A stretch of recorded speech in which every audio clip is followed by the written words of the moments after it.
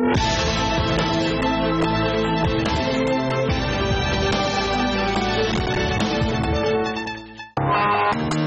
Entry fee, कोई membership charge नहीं और आप बन सकते हैं देश के सबसे प्रीमियर क्लब के मेंबर। जी हां, आवाज इन्वेस्टर क्लब शुरू हो चुका है। आवाज ने भारी पब्लिक डिमांड पर शुरू की है ये पहल। I am happy to join Awaaz investor club. मैं तैयार हूँ आवाज इन्वेस्टर क्लब से बहुत कुछ सीखने के लिए। सीएनबीसी आवाज ने जो इन्वेस्टर क्लब चालू किया है वो बहुत ही अच्छा है। आवाज इन्वेस्टर क्लब एक ऐसा प्लेटफॉर्म है जहां आपको मिलेंगी प्रीमियम सर्विस, पैसा बनाने का प्रीमियम, एक जगह जहां बाजार के ट्रेडर हों या लॉन्ग टर्म इन्वेस्टर, हर किसी को मिलेगी टॉप एक्सपर्ट की एडवाइस। तो मेंबर बनिए और जुड़िए तेजी से बढ़ते इस क्लब से। पाइए हर हफ्ते इन्वेस्टमेंट और ट्रेडिंग के शानदार टिप्स। यहाँ आपके पास सिर्फ कमाई के मौके हैं, क्योंकि आवाज मानता है कि जानकारी की कमी आपकी कमाई के बीच नहीं आनी चाहिए। स्वागत है आप सभी का सीएनबीसी आवाज पर। जी हां, आप देख रहे हैं देश का नंबर 1 बिजनेस चैनल। हम नंबर 1 इसीलिए हैं क्योंकि हम हमेशा करते हैं इनोवेशन। हम हमेशा कुछ ऐसा करते हैं जिसे दूसरे बिजनेस चैनल सोच भी नहीं पाते। जी हां, आप दर्शकों के लिए हमने शुरू किया है देश का पहला टेलीविजन पर चलने वाला इन्वेस्टर क्लब। सीएनबीसी आवाज मुंबई के स्टूडियो में हम हर हफ्ते के अंत में मिलते हैं और हमारे दर्शकों के सवालों के जवाब भी हम देते हैं। और आज हमारे एक्सपर्ट्स हमारे साथ जुड़ चुके हैं। AskSandeepSabharwal.com के संदीप सब्बरवाल और rajatbose.com के रजत बोस। और इन दोनों को दरअसल इंट्रोडक्शन की जरूरत नहीं है, आप हर रोज इन्हें सीएनबीसी आवाज पर देखते हैं और इनको दशकों का एक्सपीरियंस है। आप दोनों जेंटलमैन सबका स्वागत है और दर्शकों का भी स्वागत है जो हमारे साथ आज स्टूडियो में जुड़े हैं, मुंबई के स्टूडियो में। सबसे पहले सब्बरवाल साहब, आपसे जानना चाहूंगा, ये बताइए, अब तक हमने देखा है छोटे छोटे क्लब्स चलते हैं, वीकेंड्स पर लोग आके मिलते हैं, इन्वेस्टमेंट करने की सोचते हैं, लेकिन उनके पास एक्सपर्ट्स नहीं होते हैं आप जैसे। अब देश में सबसे पहले सीएनबीसी आवाज ने इस तरह की पहल उठाई है और सब दर्शक अब हमें देख रहे हैं और इन्वेस्टमेंट करना सीख रहे हैं। शेयर बाजार में कई लोग ऐसे हैं जो नया निवेश करना चाहेंगे।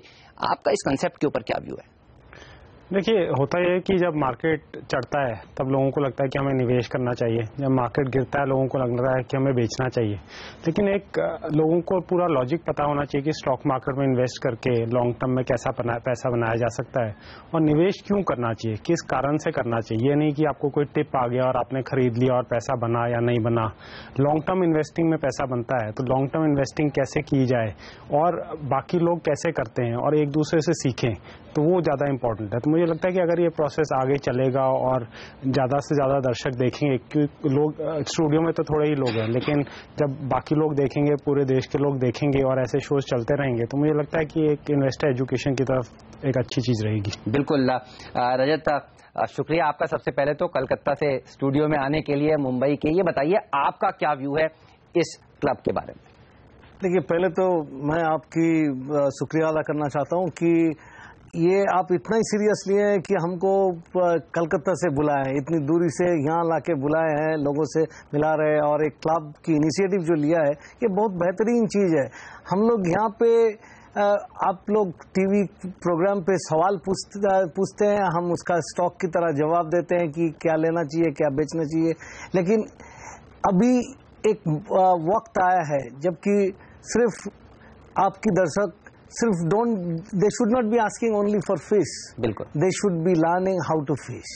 यही मौका यही इन्वेस्टर क्लब में हमको लगता है कि आप दे रहे हैं और वही जो मौका आप दे रहे वो दर्शकों को बहुत अच्छी तरीके से इस्तेमाल करना चाहिए, वो उसको फायदा उठाना चाहिए, तब रहेगा ये इन्वेस्टर क्लब की रियल सक्सेस। और वो पक्का होगा, ये मैं इतना यकीन करके बोल सकता हूं कि ये एक बहुत बेहतरीन इनिशिएटिव है, आप सभी मिलके इसकी फायदा उठाइए। शुक्रिया आपका इन अच्छे शब्दों के लिए। तो केवल फिश मत मांगिए सीएनबीसी आवाज पर, फिशिंग भी सीखिए, ये कह रहे हैं रजत। हमारे साथ काफी सारे दर्शक हैं जो इस समय इस स्टूडियो में मौजूद हैं और सबसे पहले चलना चाहूंगा दलपत जी के पास। दलपत जी को भी करीब 10 सालों से ज्यादा का एक्सपीरियंस है शेयर बाजार में, खुद का पोर्टफोलियो भी मैनेज करते हैं, लोगों का पोर्टफोलियो भी मैनेज करते हैं।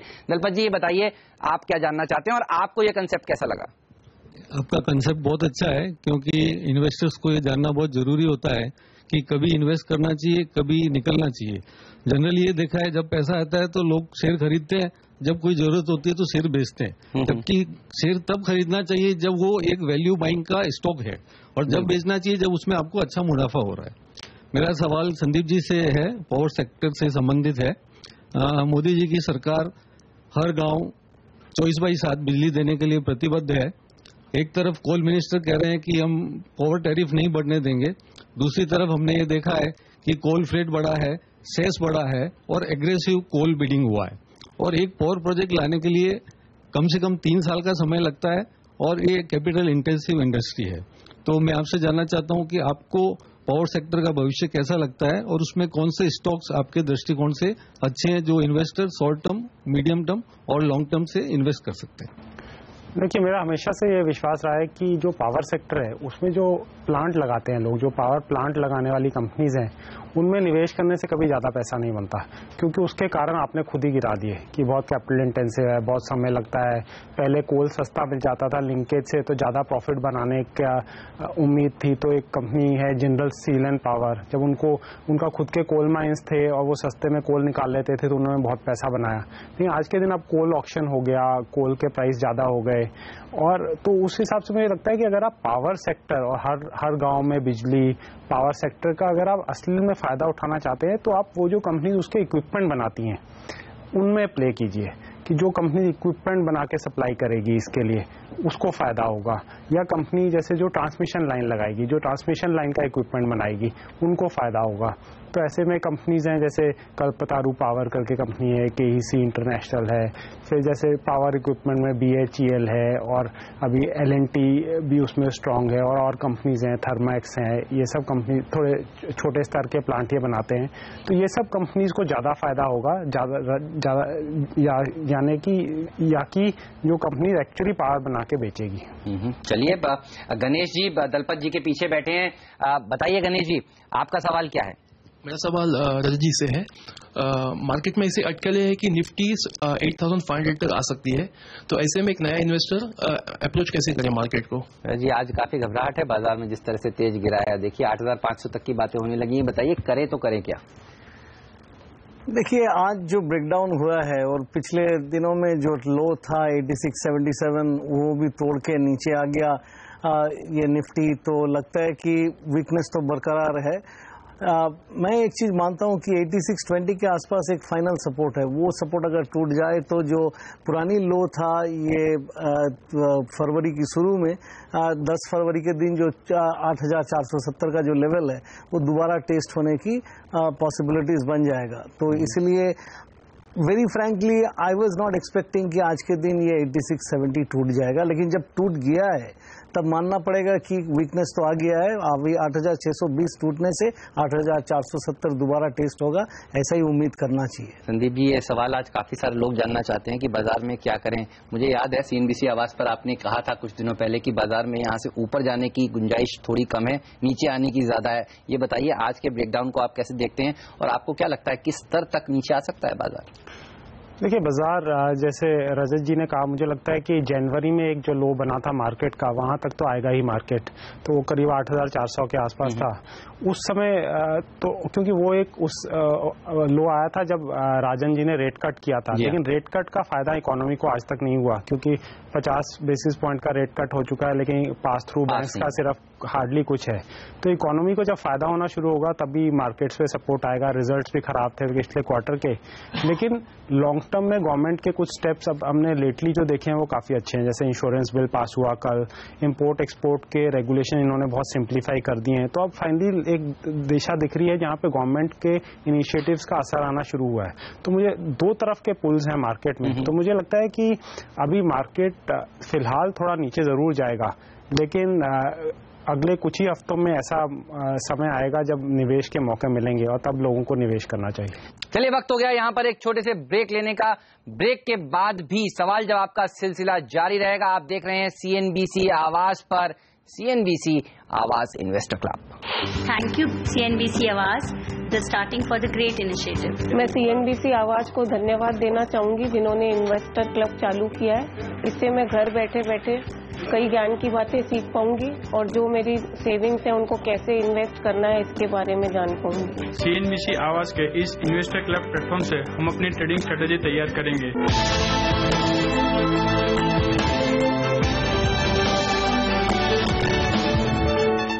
स्वागत है आप सभी का CNBC आवाज पर, देश का नंबर 1 बिजनेस चैनल। आप देख रहे हैं आवाज इन्वेस्टर क्लब। CNBC आवाज की एक ऐसी मुहिम है जहां पर आप हमारे साथ जुड़ सकते हैं, अपने सवाल हमारे एक्सपर्ट से सीधे पूछ सकते हैं। और इस अनोखे क्लब में ना तो कोई मेंबरशिप फीस है और ना ही कोई एंट्री फीस है। हमारे दो खास मेहमान मेरे साथ स्टूडियो में जुड़े हुए हैं, रजत बोस और संदीप सब्बरवाल, और काफी सारे दर्शक यहाँ पर स्टूडियो में पहुंचे हुए हैं, अपने सवालों के जवाब जानना चाहते हैं। दीपक शेट्टी जी के पास चलना चाहेंगे।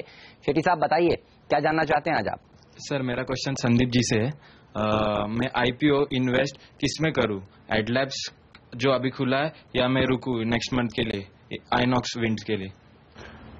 देखिए, आपका सवाल से मुझे ये लगता है कि आपको ये लग रहा है कि IPO में ही निवेश करना चाहिए और मार्केट में निवेश और IPO के निवेश में फर्क है। मेरे हिसाब से जब मार्केट में कोई IPO आता है तो आपको उस हिसाब से उसको देखना है कि उसका वैल्यूएशन क्या है। और अगर जैसे एडलैब्स का आपने देखा होगा कि वो एक पर्टिकुलर प्राइस पे लाए लेकिन उस पर उनको सब पैसा ही नहीं मिला तो उनको काफ़ी नीचे प्राइस करना पड़ा। तो अब जो निचला स्तर है एडलैब्स का, उस पे जो रिटेल को 5% डिस्काउंट मिलेगा, उस पर मुझे लगता है कि फिर भी ये इशू जो है वो ठीक है, क्योंकि पहले प्राइसिंग इनकी बहुत ज़्यादा थी। और आइनॉक्स का भी मुझे लगता है थोड़ा ओवर वैल्यूड ही है। तो आज के दिन क्या होगा कि अभी ये जो इश्यूज आ रहे हैं, नॉर्मली हम देखते हैं कि जब बुल मार्केट में क्या होता है कि जब पब्लिक इशू आते हैं वो थोड़े ज़्यादा वैल्यूएशन पे होते हैं, ओवर प्राइस होते हैं। तो मार्केट में बल्कि मौके कई बार ज़्यादा मिलते हैं। तो आप जैसे पैसिव इन्वेस्टर हैं, आप बाहर बैठे हैं, आपको लगता है कि हम IPO में डाल दें बस और वो शेयर आएंगे तो शायद चढ़ेगा, हम बेच देंगे। ये मुझे लगता है कोई इतना अच्छा स्ट्रैटेजी नहीं रहता। तो आपको उससे अच्छे स्टॉक जो ऑलरेडी लिस्टेड है मार्केट में और जिनका थोड़ा ट्रैक रिकॉर्ड है उनमें निवेश करें तो ज़्यादा अच्छा रहेगा। चलिए, तो IPO से थोड़ा इस समय दूर रहना चाहिए आपको, ये राय संदीप जी की निकल कर आ रही है। इसी बीच अशोक जी भी हमारे साथ जुड़े हुए हैं। अशोक जी बताइए, आपका सवाल क्या है? मेरा सवाल मिस्टर संदीप जी से है।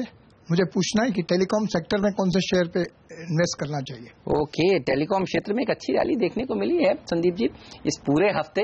लोग जानना चाहते हैं ये रैली क्या आगे भी कंटिन्यू रहेगी? देखिए, अब टेलीकॉम में हमेशा एक्चुअली स्टोरी ये थी कि जब ऑक्शन शुरू होंगे तब एक्चुअली निवेश करने का समय ज़्यादा अच्छा था इन स्टॉक्स में, क्योंकि जब और स्टॉक मार्केट में आप जनरली देखेंगे कि जब अनसर्टेनिटी होती है तो स्टॉक में परफॉर्मेंस नहीं आती। उसके बाद जब सर्टेनिटी आ जाती है, किसी भी तरह से आए कि थोड़ा ज़्यादा पैसा देके भी उन्होंने अगर ऑक्शन में स्पेक्ट्रम खरीदा, तब भी लोग पॉजिटिव हो जाते हैं, क्योंकि फिर इंडस्ट्री में एक सर्टेनिटी आ गई कि हाँ अब ये होने वाला है, अब क्लैरिटी है।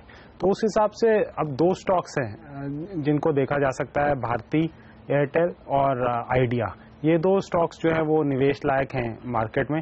लेकिन अब मैं ये नहीं कहूँगा कि आप अगले हफ्ते जाके मंडे को ही इसमें निवेश कर दें, क्योंकि जहां हमने देखा है कि इस हफ्ते मार्केट गिरा है, ये स्टॉक्स 20% चढ़ गए हैं। तो थोड़ा वेट कीजिए, इनमें अगर करेक्शन आएगा तो अच्छा मौका होगा, क्योंकि टेलीकॉम इंडस्ट्री में एक कंसोलिडेशन हो रही है और कंसोलिडेशन के बाद ये कंपनीज को अच्छा करना चाहिए अगले 1-2 साल में।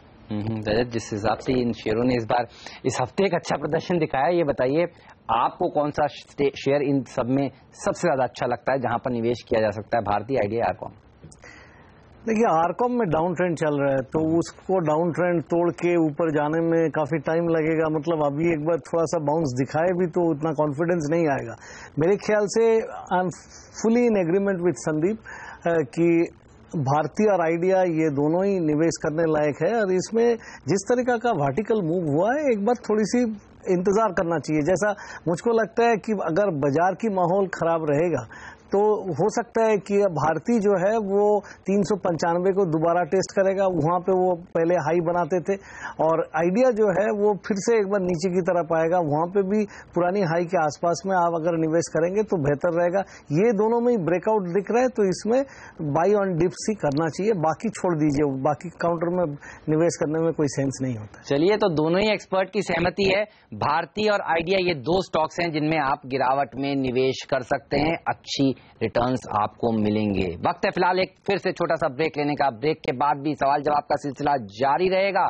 आप देख रहे हैं CNBC आवाज, देश के नंबर 1 बिजनेस चैनल पर एक खास प्रोग्राम आवाज इन्वेस्टर क्लब। मैं तैयार हूं आवाज इन्वेस्टर क्लब के साथ जुड़ने के लिए। CNBC आवाज को धन्यवाद देना चाहूंगा इन्वेस्टर क्लब की शुरुआत करने के लिए। CNBC आवाज ने जो इन्वेस्टर क्लब चालू किया है वो बहुत ही अच्छा है और इससे मुझे नई नई ट्रेडिंग स्ट्रेटेजी सीखने को मिलेंगी।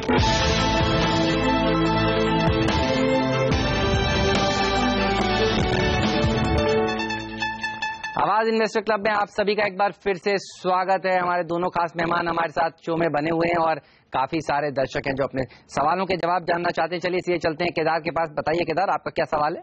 मेरा सवाल इंश्योरेंस बिल से जुड़ा हुआ है जो कल ही पास हुआ है, काफी देर के बाद ये पास हुआ है, तो आपको क्या लगता है उसका क्या इफेक्ट होगा इंडिया पे इन ओवरऑल? एक्चुअली देखिए, अगर आप देखें तो 10 साल से ये बिल लटका हुआ था पार्लियामेंट में, तो 10 साल से अटके होने के बाद अब ये पास हुआ है। तो ये इसके दो चीजें, दो हिसाब से आपको देखना चाहिए। एक तो ये कि इससे $10 बिलियन के आसपास पैसा आएगा देश में, तो $10 बिलियन कोई कम अमाउंट नहीं है। पिछले साल अगर हम देखें तो डेट और इक्विटी मिला के करीब $40 बिलियन आया था, तो $10 बिलियन अगर सिर्फ इंश्योरेंस के कारण आता है तो वो काफी पॉजिटिव चीज है। दूसरा, और वो उससे बड़ी चीज है कि ये गवर्नमेंट के रिफॉर्म इनिशिएटिव की तरफ एक ग्लोबल जो निवेशक हैं उनको एक संकेत देता है कि ये गवर्नमेंट जो है वो एक्चुअली रिफॉर्म्स की तरफ जा रही है, वो देश की प्रगति करना चाहती है। तो पिछले गवर्नमेंट ने भी ये बिल पास करने की कोशिश की लेकिन वो कर नहीं पाए, तो इस गवर्नमेंट ने ये काफी स्पीड पे इसको पास किया है, तो उस हिसाब से इसको ग्लोबली काफी पॉजिटिवली लिया जाएगा और लोग ये उम्मीद करने लगेंगे कि आगे और रिफॉर्म मेजर्स होंगे और चीजें की जाएंगी। तो दोनों हिसाब से एक चीज काफी पॉजिटिव है। एक तो डायरेक्ट फायदा है जो पैसे आएंगे देश में, और जो इनडायरेक्ट फायदा है कि देश की जो छवि है ग्लोबल इन्वेस्टर्स में वो इम्प्रूव होगी। काफी सारे शेयरों में एक अच्छी तेजी देखने को मिली थी एंटिसिपेशन में कि ये बिल पास हो जाएगा, और आज भी काफी स्टॉक्स में बढ़त थी। बताइए, अगर किसी शेयर में निवेश करना हो क्योंकि अब ये बिल पास हो गया है, आपको कौन सा स्टॉक सबसे अच्छा लगता है? देखिए, प्योर प्ले इंश्योरेंस प्लेज काफी कम है, तो एक मैक्स इंडिया है, तो वो एक प्योर प्ले है। फिर बजाज फिनसर्व है, वो एक इनडायरेक्ट प्ले है। लेकिन काफी सारे बैंक्स हैं जिनकी इंश्योरेंस सब्सिडरीज हैं, तो मुझे लगता है कि जो बैंक्स हैं और जिनकी इंश्योरेंस सब्सिडरीज है वो ज़्यादा अच्छे प्ले हो सकते हैं। उसमें बड़े बड़े बैंक है जैसे ICICI बैंक है। तो मुझे लगता है कि जो थोड़ा लॉन्ग टर्म इन्वेस्ट करना चाहता है और वो इंश्योरेंस का फायदा भी चाहता है और देश के प्रोग्रेस से बैंकिंग में भी फायदा चाहता है, तो इस हिसाब से लॉन्ग टर्म के हिसाब से मुझे लगता है ICICI एक बेटर प्ले रहेगा। तो आपको कौन सा स्टॉक सबसे अच्छा लगता है इस प्ले को अगर आपको निवेश में तब्दील करना हो?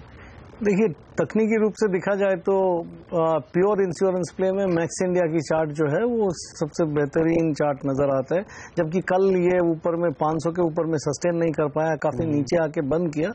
लेकिन मैं उम्मीद करता हूं कि 520 का लेवल पार करके ये आगे चलेगा। बट इसके साथ साथ मैं संदीप को बात को लेके बोलना चाहता हूं कि बैंकों में अगर जिसमें जैसे कि ICICI बैंक है या तो आपका HDFC बैंक बोलिए, ये सबकी जो इंश्योरेंस प्ले बनता है इसमें से थोड़ी सी स्टडी करके अगर आप निवेश कर पाए जिसमें कि आपको इंश्योरेंस से फायदा उस बैंक को ज्यादा होगा, तो उसी में निवेश करने से बेहतर होगा, क्योंकि प्योर इंश्योरेंस प्ले थोड़ा रिस्की हो जाता है। ओके, चलिए एक पहली दफा निवेश करने वाली आप स्टूडेंट हैं स्नेहा, आप पहली बार बाजार में निवेश करना चाहती हैं? हाँ सर, मुझे ये जानना था कि अगर मैं पहली बार निवेश कर रही हूँ तो कौन सा स्टॉक जो मुझे बेनिफिट कर सके। आप बताइए, अगर आप पहली बार निवेश कर रहे होते ऐसे बाजार में तो कौन से शेयर से शुरुआत करते? देखिए, पहले तो मैं एक चीज आपको बधाई देना चाहूंगा कि पहले बार आपने निवेश करने के लिए बाजार में आए हैं और एक इन्वेस्टर क्लब में पहुंचे हैं, क्योंकि ट्यूशन फीस बहुत जबरदस्त रूप से देना पड़ता है, सभी देते हैं। वो कैसे? ट्यूशन नहीं लेते हैं लेकिन ट्यूशन फीस देते हैं। कैसे कि जो शेयर में निवेश करते हैं उसमें लॉस होता है, वही होता है मार्केट का ट्यूशन फीस। तो इससे मैं एक चीज बोलूंगा कि यहाँ पे आप पहले जब बाजार में आते हैं ट्रेडिंग करने के लिए मत सोचिए, पहले थोड़ा लॉन्ग टर्म निवेश करने का सोचिए। आपकी उम्र आपके साथ में है तो ब्लू चिप कंपनीज, ये जो डिक्लाइन अभी चल रहा है बाजार में, इस डिक्लाइन में ब्लू चिप कंपनीज जिसकी आगे जाके प्रोस्पेक्ट अच्छा रहेगा, थोड़ा सा न्यूज़पेपर, इस टीवी चैनल्स देखिए, उसमें पता चलेगा। कुछ कंपनीज आपके सामने नजर आएगा, उसमें निवेश करेंगे तो बेहतर रहेगा। और हॉराइजन कुछ घंटे, कुछ मिनटों ऐसा मत रखिए, एटलीस्ट साल भर का नजरिया रख के चलिए, आपके लिए अच्छा रहेगा। संदीप, देखिए मैं कहूँगा कि जैसे रजत ने कहा कि जब आप पहली बार निवेश करेंगे तो आपको बड़ी कंपनी में निवेश करना चाहिए। तो अगर बड़ी कंपनी में मैं सोचूं कि सबसे सेफेस्ट कंपनी देखी जाए जिसमें बहुत लो वॉलेटिलिटी है, तो मैं कहूँगा अगर किसी को सबसे पहले बाजार में निवेश करना है तो HDFC बैंक में करें। बिल्कुल, HDFC बैंक सबसे सेफ माना जाता है, मैनेजमेंट अच्छा है, बैंक में कोई प्रॉब्लम नहीं है, लॉन्ग रन में उसमें सबने पैसा बनाया है। तो आप एक ऐसे शेयर से शुरुआत कीजिए या एक TCS जैसे शेयर से शुरुआत कीजिए जिसमें अगेन मैनेजमेंट का कोई इशू नहीं है, कंपनी अच्छा कर रही है। तो ऐसे ब्लू चिप से निवेश करने कीजिए और फिर धीरे धीरे जब आपको कॉन्फिडेंस आएगा अगले कुछ सालों में, क्योंकि मार्केट में इन्वेस्टमेंट में नॉलेज आने में कुछ दिन या कुछ महीने नहीं लगते, काफ़ी साल लग जाते हैं। तो जैसे जैसे आपको काफ़ी सालों में कॉन्फिडेंस आएगा तब आप निचले स्तर के शेयर भी खरीद सकते हैं। चलिए, वक्त हो गया है हमारे विशेषज्ञों से विदा लेने का। रजत और संदीप, आप दोनों का शुक्रिया समय निकालने के लिए, CNBC आवाज पर आने के लिए और इस खास मुहिम में आज हमारे साथ पहले दिन जुड़ने के लिए। आप सभी दर्शकों का भी ढेरों शुक्रिया।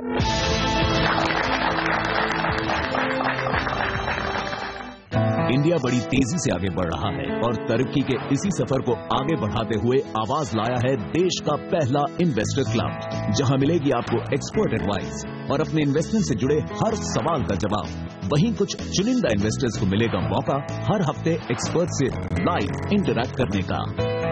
पार्टिसिपेट करने के लिए SMS करें AIC स्पेस आपका नाम 51818 पर, या आप अपना सवाल रिकॉर्ड करके हमारे ट्विटर या फेसबुक पेज पर भी पोस्ट कर सकते हैं। आवाज इन्वेस्टर क्लब, इन वक्त पर सिर्फ CNBC आवाज पर।